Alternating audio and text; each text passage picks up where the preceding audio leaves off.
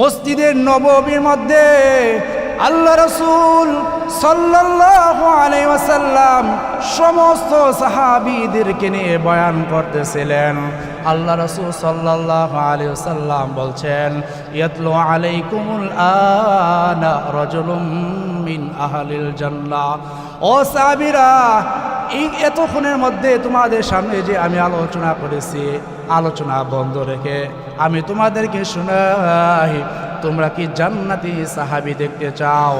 আল্লাহ রাসূল সাল্লাল্লাহু আলাইহি ওয়াসাল্লামের কথা মতো সাহাবীরা বললেন, আমরা জান্নাতি সাহাবী দেখতে চাই। তৃতীয় দিন আবার আল্লাহ রাসূল বললেন, কিছুক্ষণের মধ্যে একজন জান্নাতি সাহাবী আসবেন।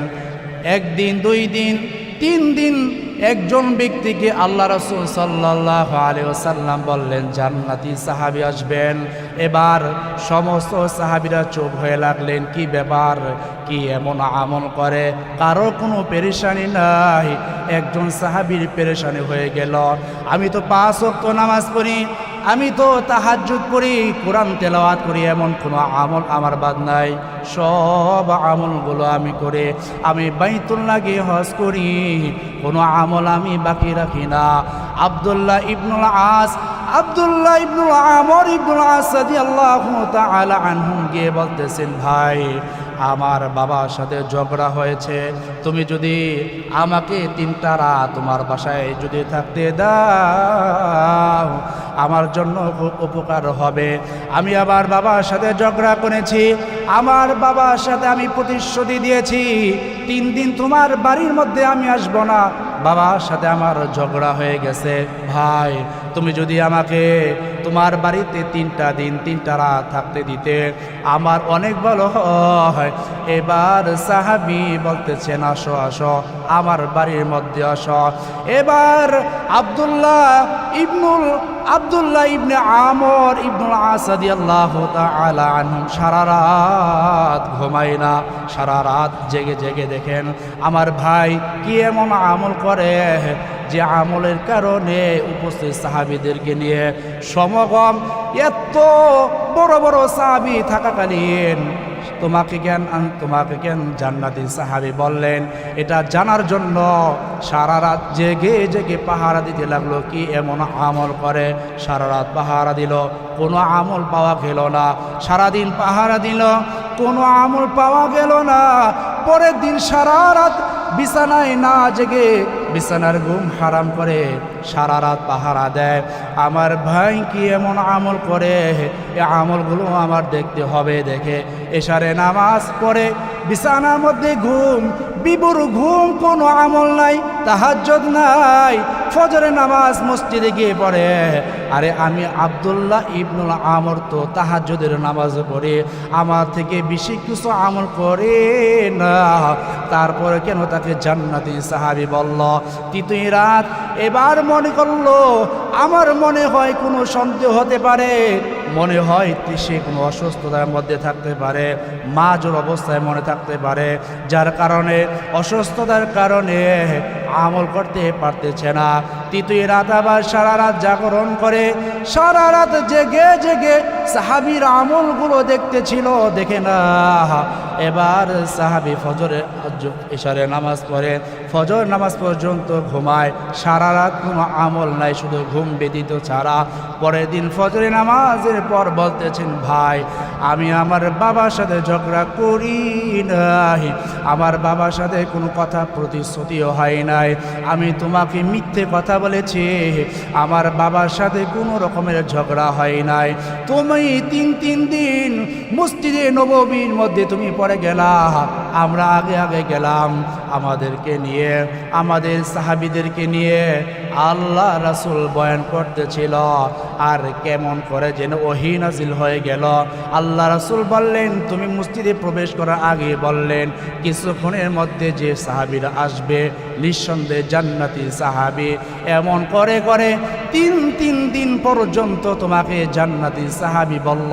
কি এমন আমল কর? আমার কৌতূহল জাগলো, আমার ভিতরে কৌতূহল জাগলো, হারে এতগুলো সাহাবী আমাদেরকে জান্নাতি সাহাবী বললেন না, পরে পরে যে সাহাবী আসে, লেট করে যে সাহাবী আসে, তাকে জান্নাতি সাহাবী বলে, কি এমন আমল তার মধ্যে রয়েছে, আমি তোমার কাছে মিথ্যে কথা বলে তোমার বাড়িতে আশ্রয় নিয়েছি। আল্লাহু আকবার। কি এমন আমল করো, সে আমলগুলো দেখার জন্য আমি তোমার বাড়িতে এসেছি। তো বলো, দেখলাম তো 3 দিন 3 রাত আমার থেকে আমল তুমি আরো কম করো, তাহাজ্জুদও পড়ো না। আমি তো তাহাজ্জুদও পড়ি। তো বলতেছে আমল দিয়ে আল্লাহর কাছে উপরে ওঠা যায় না, গুণ লাগে, গুণ। তো কি এমন তোমার ভিতরে গুণ রয়েছে? সাহাবী বলতেছেন, সকাল থেকে সন্ধ্যা পর্যন্ত, সকাল থেকে সন্ধ্যা পর্যন্ত আমি রাস্তা দিয়ে হাঁটি আর সব সময় মনে করি আমি যে মাটির উপর দিয়ে হাঁটতেছি এই মাটি কাল আমাকে গ্রাস করে ফেলবে। এক কারণ। দ্বিতীয় কারণ, মাটির উপর দিয়ে যখন আমি চলি কোনো মানুষের সাথে আমি খারাপ আচরণ করি না, কোনো মানুষকে আমি কষ্ট দেই না, ব্যথা দেই না। যার সাথে দেখা হয় তাকে আমি সর্বপ্রথম সালাম দিই, আল্লাহু আকবার। এই আমার কারণ। আর কি কারণ রয়েছে?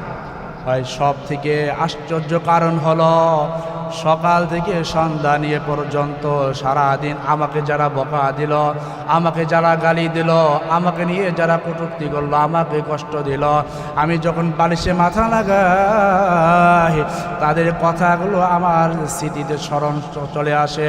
আর আমি বলি, আল্লাহ আমার ভাই আমাকে না জেনে কষ্ট দিয়েছে, আমি আল্লাহ ক্ষমা করে দিলাম। ও বান্দা তুমি আল্লাহ, আমি বান্দা হয়ে আল্লাহ তোমাকে শোনাইতেছি, তুমি যেমন রহমান, তুমি তোমার রহমানের গুণের উসিলা করে তুমি তোমার বান্দাকে ক্ষমা করে দাও। আমি তোমার বান্দা হয়ে আমার সাথে যত মানুষ আজকে আমাকে কষ্ট দিয়েছে আমি কারো কষ্ট মনে রাখলাম না, আমি সকলকে তোমার মতো মাফ করে দিলাম। আল্লাহু আকবার।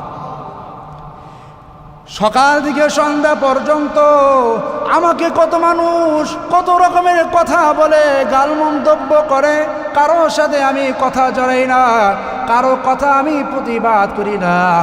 যখন বিছানায় মাথা লাগাই আমার মনে হয় অমুকে আমাকে কষ্ট দিয়েছে, অমুকে আমাকে গালি দিয়েছে, অমুকে আমাকে মারধর করেছে, তখন মনে চায় আল্লাহর কাছে বিচার দিয়ে দিই। কিন্তু আমার মনে হয় আরে আমাকে কে, আমার সাথে কে খারাপ ব্যবহার করেছে, সে তো মুসলমান, সে তো আমার ভাই, সে তো আল্লাহর বান্দা। আল্লাহ আমি আমার ভাইকে ক্ষমা করে দিলাম, তুমি আমার ভাইকে ক্ষমা করে দাও। এই একটা গুণের কারণে আমার আল্লাহ আমার প্রতি সন্তুষ্ট হয়ে গেছেন, আমার প্রতি রাজি আর খুশি হয়ে গেছেন, যার কারণে তোমাদের উপস্থিত থাকাকালীন তোমাদেরকে কাউকে জান্নাতি সাহাবী বলে আমাকে 3 দিন সাহাবী, আমাকে 3 দিন আল্লাহ রাসূল জান্নাতি সাহাবী বললেন, এই একটা আমলের কারণে। আল্লাহু আকবার। এমন আমল আমাদের করতে হবে। একবার আল্লাহ রাসূল সাল্লাল্লাহু আলাইহি সাল্লাম মন অনেক খুশি। আচ্ছা, মন খুশি হইলে তখন কি অনেক ভালো লাগে না? তো রাসূলের কারীম সাল্লাল্লাহু আলাইহি সাল্লাম মন অনেক আনন্দিত। আম্মা জান আয়েশাকে বলতেছেন, বিবি আজকে আমার মন অনেক খুশি, তুমি যা চাইবে তোমাকে তাই দিবে। অনেক সময় মন মেজাজ থাকলে যদি কিছু চাওয়া হয় তখন কেমন মেজাজটা খারাপ হয় না? রাসূলের মন খুশি। রাসূল আম্মা জান আয়েশাকে বলতেছে, আজকে আমার মন অনেক খুশি, আনন্দিত, তুমি যা চাইবে তোমাকে তাই দিব। আম্মা জান আয়েশা তো চিন্তায় পড়ে গেলেন, কি এমন জিনিস চাইবো যে জিনিসটা চাইলে রাসূল দিয়ে দিবে। পেরেশানি পড়ে গেলেন, টেনশনে পড়ে গেলেন। আজে বাজে তো কিছু জিনিস চাওয়া যায় না, যদি উল্টা পাল্টা যদি কিছু চাই, রাসূল যদি কষ্ট পায় আল্লাহ কষ্ট পেয়ে যাবে, ঠিক না? আল্লাহ রাসূল সাল্লাল্লাহু আলাইহি সাল্লাম প্রিয়তমা স্ত্রী আম্মা জান আয়েশাকে বললেন, তুমি চাও তোমাকে দিয়ে দিব। আল্লাহ রাসূল সাল্লাল্লাহু আলাইহি সাল্লামের প্রিয়তমা স্ত্রী আম্মা জান আয়েশা বলতেছেন, আমাকে একটু সময় দেন, আমি আমার আব্বুর কাছে গিয়ে পরামর্শ নিয়ে আসি। রাসূল বলেন, ঠিক আছে যাও, তুমি তোমার আব্বুর কাছ থেকে পরামর্শ নিয়ে আসো। তখন আল্লাহ রাসূল সাল্লাল্লাহু আলাইহি ওয়াসাল্লামের স্ত্রী আম্মা জান আয়েশা আবু বকরের কাছে চলে গেলেন। আবু বকরের কাছে গিয়ে বলতেছেন, মেয়ে বাবার কাছে গিয়ে বলতেছেন, আব্বা আজকে রসুলের মন খুব খুশি, খুব আনন্দিত, যা চাইব তাই দিবে এমন কথা বলেছেন। তো কি এমন জিনিস চাইব আপনার কাছে আমি পরামর্শ চাইতে এসেছি।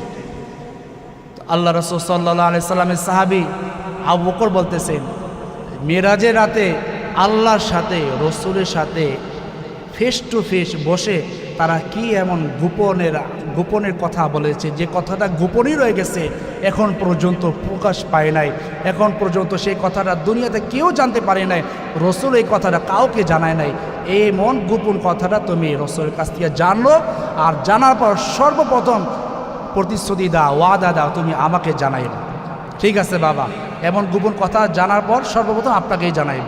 দৌড় দিয়ে আসলেন, ইয়া রাসূলুল্লাহ, আব্বাজানের কাছে গিয়েছিলাম। আব্বাজান বলেছেন মেরাজের রাতে আল্লাহর সাথে গোপন কথাটা, যে কথাটা রয়ে গেছে সেই কথাটা জানার জন্য।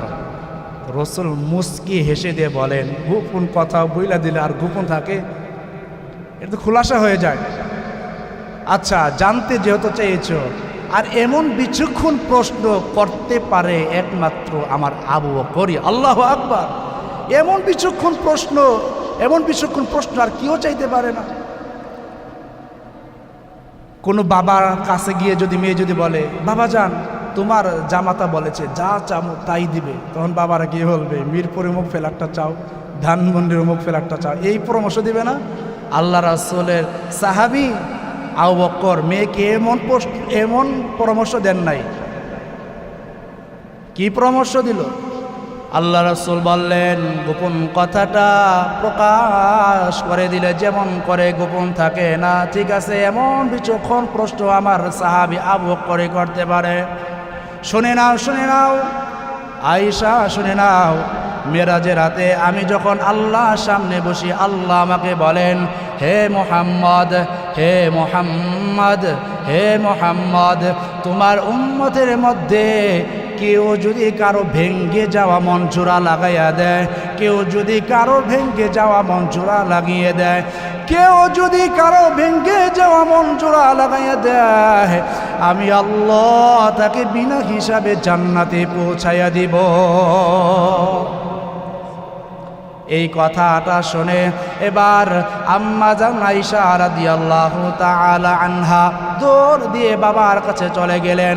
বাবার কাছে গিয়ে বলতেছেন, এ বাবা, আল্লাহ রাসূল বলেছেন মেরাজে নাকি তার সাথে গোপন কথাটা হয়েছিল। মুহাম্মদকে বলছেন আল্লাহ, হে মুহাম্মদ, তোমার উম্মতের মধ্যে কেউ যদি কারো ভেঙ্গে যাওয়া মন জোড়া লাগাইয়া দেয়, আল্লাহ তাকে বিনা হিসাবে সোজা জান্নাতে পৌঁছে দিবেন। আল্লাহু আকবার!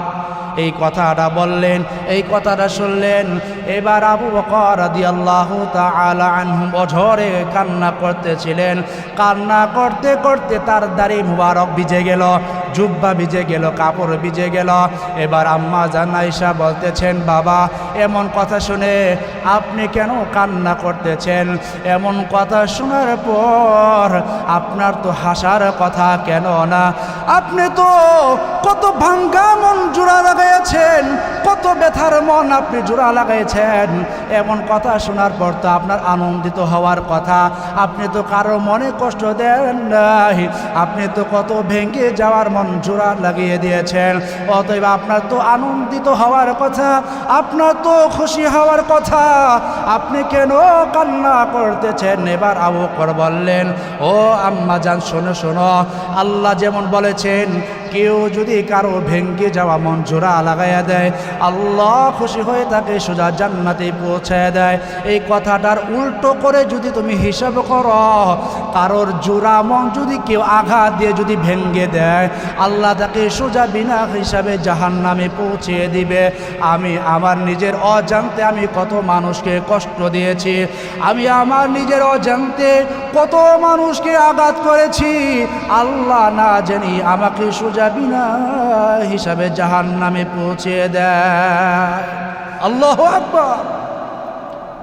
আল্লাহ রাসূল সাল্লাল্লাহু আলাইহি ওয়াসাল্লামের বিচক্ষণ সাহাবী আবু বকর বললেন, আম্মা জান, আমি খুশি হতে পারবো না, আমি খুশি হতে পারবো না, আমি আমার অজান্তে কত জোড়া লাগানো মনকে আমি ভেঙে দিয়েছি কথার মাধ্যমে, ঠিক কিনা?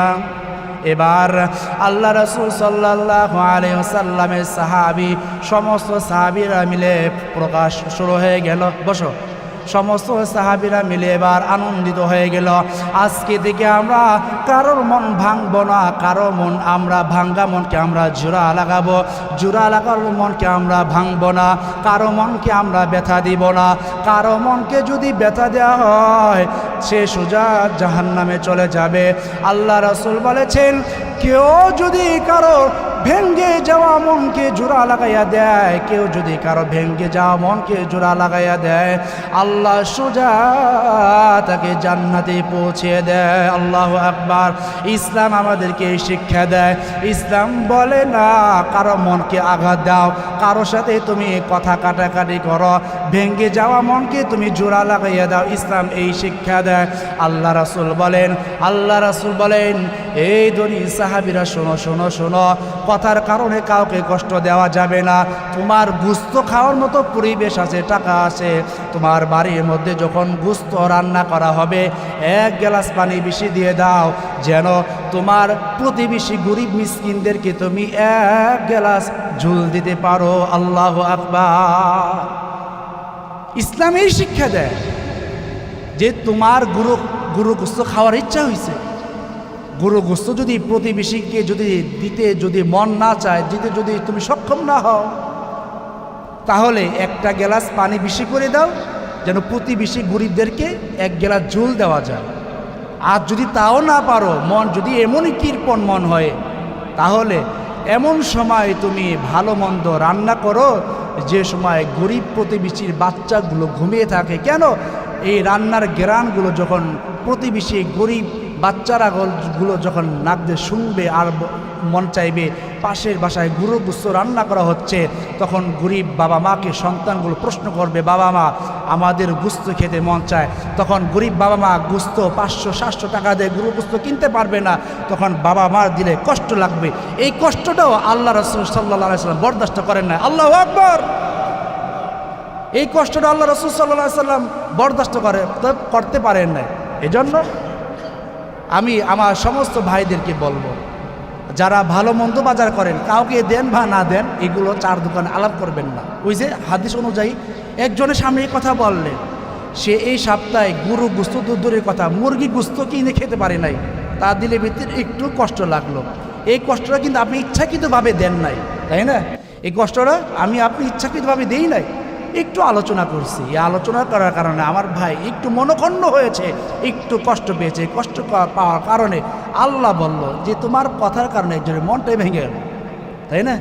এমন করা যাবে না। তাহলে আলোচনা কি শিখলাম ভাই, কি শুনলাম? ছোট্ট করে শুনলাম, ইনশাআল্লাহ আমলগুলো করব। 1 নাম্বার হলো, রসুল বলেন যে মেরাজের রাতে আল্লাহ আমাকে বলেছেন যে কেউ যদি কারো ভেঙে যাওয়া মনকে জোড়া লাগিয়ে দেয়, তাহলে সে বিনা হিসাবে জান্নাতি। সুবহানাল্লাহ। আজকে থেকে আমাদের কর্তব্য কি? জোড়া লাগানো মন ভেঙে দেওয়া, না ভেঙে যাওয়া মন জোড়া লাগানো? কোনটা? মাশাআল্লাহ। ভেঙে যাওয়া মন জোড়া লাগানো। কি ভাই? ভেঙে যাওয়া মন জোড়া লাগানো। সমাজে একজন বাবার কন্যা বিবাহ হচ্ছে না, 10 জন মিলে তুমি 10,000 দাও, তুমি 20,000 দাও, এরকমভাবে ভালো সমাজে বিবাহ শাদী দেওয়া, বিবাহর ব্যবস্থা করে দেওয়া পারবো তো ইনশাআল্লাহ? একজনের ঘর বাড়ি নাই, টিন থেকে বৃষ্টির সময় বৃষ্টি পড়ে, 2টা টিন কিনে দিলাম, 4টা টিন কিনে দিলাম। আমার ধারা একজন যেন কষ্ট না পায় এমন মন মানসিকতা রাখতে হবে তো ইনশাআল্লাহ। ইনশাআল্লাহ। আল্লাহ রাসূল সাহাবীদেরকে বলেন, এই মুসলিম সাহাবীরা শোনো, কোনো মুসলমান যদি ইহুদির উপরে যদি জুলুম করে, কিয়ামতের দিন আমি ইহুদির পক্ষ হয়ে ওই মুসলমানের জন্য আমি আল্লাহর কাছে আমি নালিশ জানাইব। নাউজুবিল্লাহ বলেন। এজন্য কোনো মুসলমানের সাথে তো কথা কাটাকাটি করবে না, মনে আঘাতও দিবে না, কোনোভাবেই মনে কি করা যাবে না, আঘাত দেওয়া যাবে না। যদি হাদিস থেকে 2টা কথা বোঝা গেল, কেউ যদি কারো মনে আঘাত দেয় তাহলে আল্লাহ বলেন সে জাহান্নামী। কেউ যদি কারো ভেঙ্গে যাওয়া মনকে জোড়া লাগাই দেন, আল্লাহ বলেন সে জান্নাতি। সুবহান আল্লাহ। আগামী জুমা থেকে আমরা একটু আগে আগে আসার চেষ্টা করব। ওয়া আখির দাওয়ানা আলহামদুলিল্লাহি রাব্বিল আলামিন।